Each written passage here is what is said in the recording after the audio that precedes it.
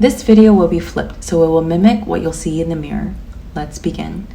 There are two sides to the tie, the smooth side and then the side with the seam, which faces inwards towards your shirt.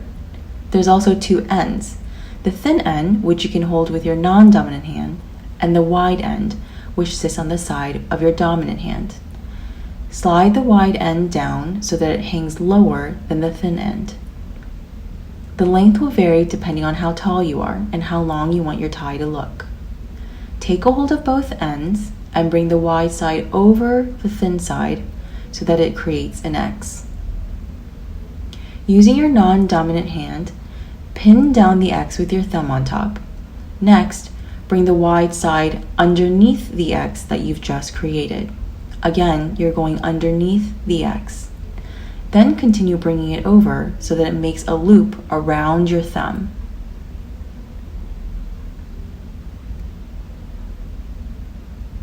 Finally, take that wide side again and bring it up through the neck hole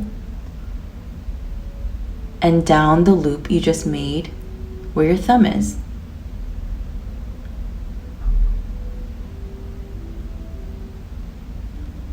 So again, bring it up through the neck hole and down through the loop where your thumb is holding the X.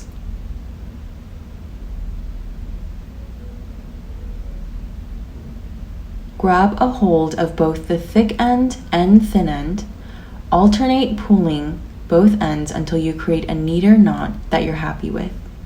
Then hold a thin end and slide the knot up your neck, making adjustments as needed. A rule of thumb that you can use is that the bottom tip of your tie should sit at the top of your belt.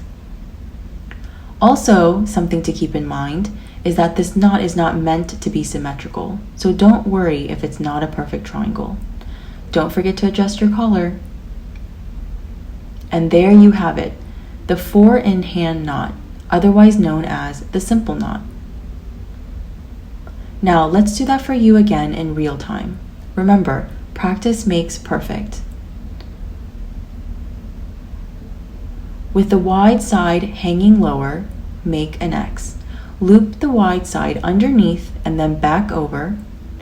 Put the wide side up the neck hole, then bring it down through the loop. Adjust as needed.